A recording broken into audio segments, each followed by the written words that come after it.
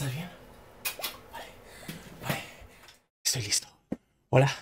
Muchas gracias a todos por acompañarme una vez más en estas críticas de películas.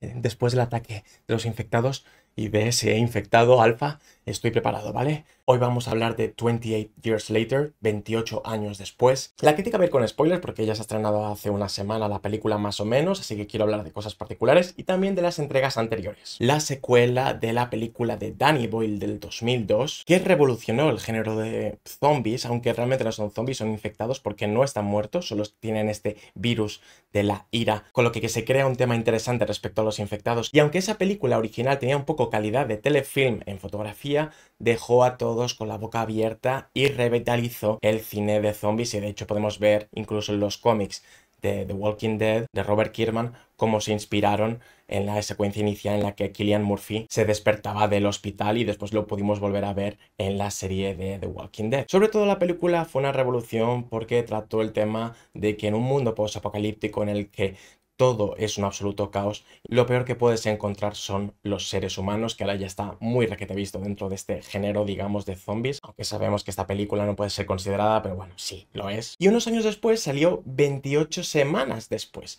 que no está dirigida por Danny Boyle y tampoco escrita por Alex Garland, sino por Juan Carlos Fresnadillo, y que teníamos una secuencia inicial bastante guay, con Robert Carlyle ahí corriendo y abandonando a la mujer, y después toda una cinta en relación a cómo después de ese brote de infectados se había conseguido contener y había un área segura dentro de Reino Unido, pero que todo se iba a la mierda cuando se descubría que había personas que podían contagiarse pero no estar infectadas, pero se desataba todo un caos, y supuestamente esa película terminaba con un chaval infectado que salía de Reino Unido y la última imagen que veíamos eran un montón de infectados corriendo hacia la Torre Eiffel, así que París también estaba tomado. Esta película era muy esperada no solo porque Danny Boyle está en la dirección, sino porque también Alex Garland está de nuevo en labores de dirección, así que había muchas expectativas.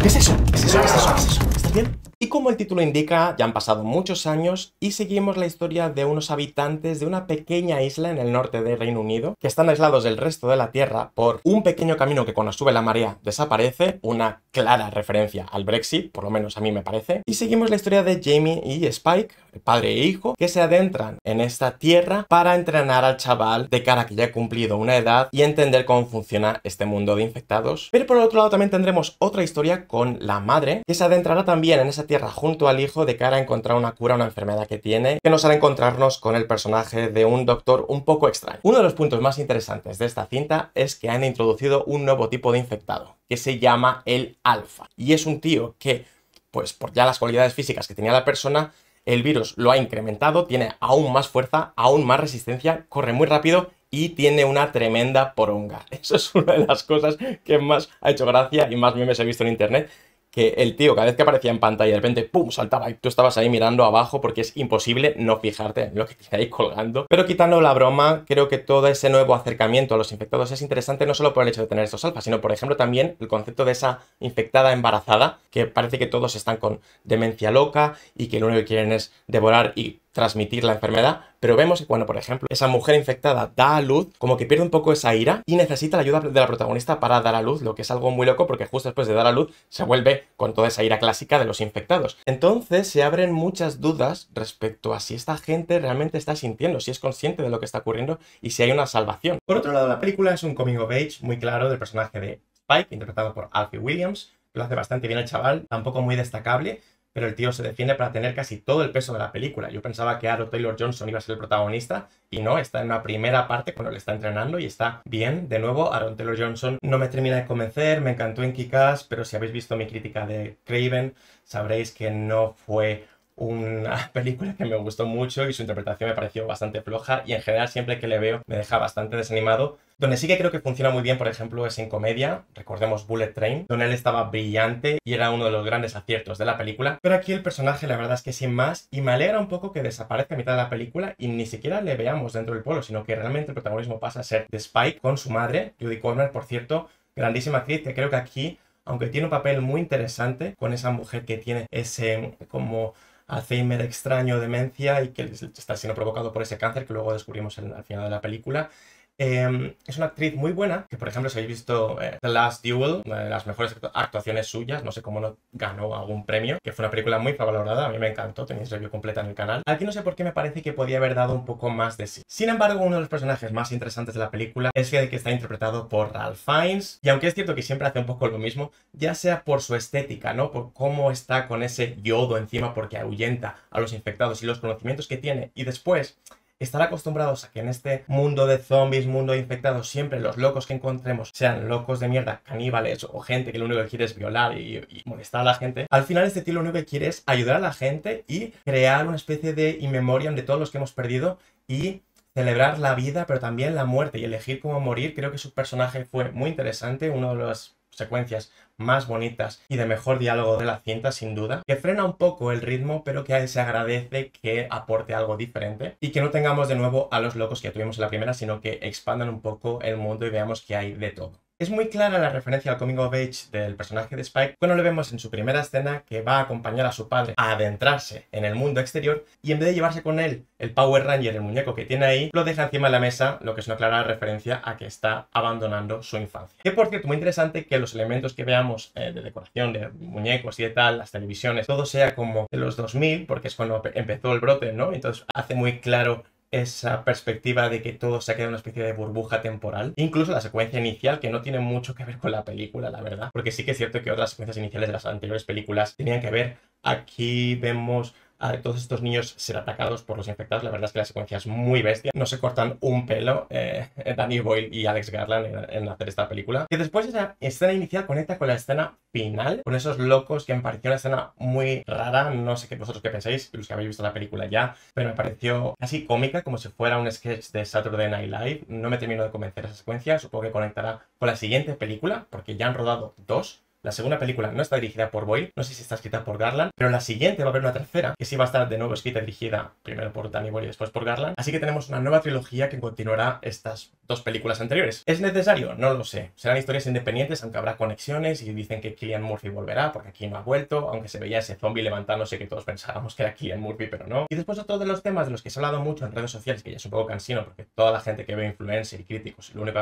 que hablan es de esto, es el tema de, ¿sabéis que esta película se ha rodado con iPhones? Y es como, no se ha rodado con iPhones, se ha rodado con otras cosas, con otras cámaras, pero también con iPhones porque Danny Boyle ha intentado darle un look como más natural, como más cercano, teniendo en cuenta que a lo mejor los iPhones no estaban en esa época cuando ocurrió todo el tema de infectados, pero bueno. Y sinceramente creo que ha sido una campaña de marketing porque a nivel visual de la película no se nota mucho, solo es que cuando, por ejemplo, matan infectados, se utilizaron como muchos iPhones en círculo, ¿no? Alrededor de ellos para dar una especie de sensación de que de repente ¡buah! Le disparan y se ve como desde todos los ángulos.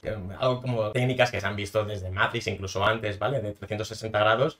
Es interesante a nivel visual, es un poco macarra, pero porque Danny Boyle tiene aún esa estética macarra que tenía la primera película, con planos muy angulados, con muchísimas saturaciones, particularmente cuando estamos viendo a los infectados. Y estos movimientos de cámara agresivos, aceleraciones también a nivel de frame rate, cuando estamos dentro de la visual de los infectados, hacen un tratamiento de color absolutamente de rojo y casi visión nocturna, por lo que estéticamente sí que es cierto que es un poco diferente de lo que estamos acostumbrados en el cine actual, palomitero, de zombies o blockbuster, ¿vale? Y se agradece que haya un poco seña de identidad. Y es cierto que aunque el montaje en algunas ocasiones es raro, como que por ejemplo en un mismo plano había uno de Jodie Comer que se ponía a gritar cuando tenía estos ataques, saltábamos el plano constantemente y estaba diciendo qué cutrez, pero en el fondo ese caos, esa guarrería visual pretende ser un elemento narrativo que ya utilizaba en la anterior película, en la de 28 días después, y que ha utilizado en otras películas de su filmografía. Así que es interesante ver que tenemos algo diferente, digamos. Sí que es cierto que en algunas ocasiones abusa de un CGI un tanto extraño, un tanto cutre, pero bueno, tampoco me molesta tanto, como por ejemplo cuando van corriendo por la noche y se ve esa especie de aurora boreal y están huyendo del alfa. Se notaba mucho el pantallazo verde, pero creo que no entorpece tanto teniendo en cuenta la estética que Boyle lleva marcando desde la primera entrega. Y lo que no se puede negar es que Danny Boyle es un maestro a la hora de generar tensión, ya sea con su montaje agresivo, ya sea con sus planos, ya sea con el elemento de musical también, porque utiliza un poema de Rudyard Kipling que repite constantemente, es una grabación que realmente se utilizó en 1915 o algo así, y que se ha utilizado también con el ejército americano para crear ese estado mental. ¿Qué pasa, gordo? Tranquilo, tranquilo, estamos a salvo, no nos van a comer los infectados. Para generar ese estado, ¿no? A la hora de crear tensión. Y aquí también se utiliza de una forma muy inteligente, de nuevo dándonos algo diferente. Y sinceramente yo he estado en la butaca con las manos enganchadas. Quiero agradecer a Sony también por invitarme al pase de prensa, aunque sé que esta review es un poco tardía. Lo bueno es que si no habéis visto las películas anteriores podéis verla perfectamente porque no conecta con nada. Es historia absolutamente individual, aunque en el futuro posiblemente todo esto se junte en un endgame de 28. Incluso la película tiene espacio para crear comedia más inteligente que la escena final, con lo del botox y el teléfono que el niño ve a la novia del suizo, ¿no? O suizo que es, y de repente dice, ¿qué le pasa en la cara? Tiene como una enfermedad, le ha picado abejas, y es porque tiene botox. Toda la sala se rió bastante. Pero sin duda el elemento de los zombies, el elemento de acción, el elemento de terror, de dilema moral, sociológico, y darnos algo diferente a lo que estamos acostumbrados, es lo más destacable de la película. Y mola porque la primera película sí que se utilizaba más el elemento urbanita, ¿no? Que representaba esa Londres abandonada, que la verdad es que como lo grabaron fue espectacular. Y aquí tenemos más un elemento medieval, por cómo se mueven por los campos, hay también castillos, el hecho de que a veces también con ese montaje vemos planos de películas medievales antiguas, el tema de utilizar arcos, todo ello le da una estética muy particular a la cinta y creo que con esto también Boyle y Garland quieren representar una Inglaterra diferente volviendo atrás pero más adelante en el futuro. Yo la disfruto muchísimo y tengo bastante interés por ver qué hacen en las siguientes películas. Sinceramente no creo que sea necesario, pero si están Boyle y Garland detrás seguramente no nos van a defraudar. Se me apaga la vela y es por ello que lo vamos a puntuar con un Day of Judgment. Me encantará saber vuestras opiniones, qué pensáis de la película, si queréis más de 28 días, años, meses, semanas, lo que sea después, o ya está bien. Si no pudierais parar de mirarle al pene al alfa, si lo han hecho a propósito por alguna razón. Para cualquier cosa, por favor, dejar vuestros comentarios ahí abajo, que me encantará debatir con vosotros. Vale, nos atacan por última vez. Para los que siempre estáis ahí, miles de gracias. Y para los nuevos, espero que os guste de lo que hemos hablado hoy. Y si es así, os recomiendo que os suscribáis, porque a mí me ayudaréis muchísimo y vosotros estaréis atentos a próximas novedades. Como siempre, miles de gracias. Mierda. Y nos vemos en el próximo.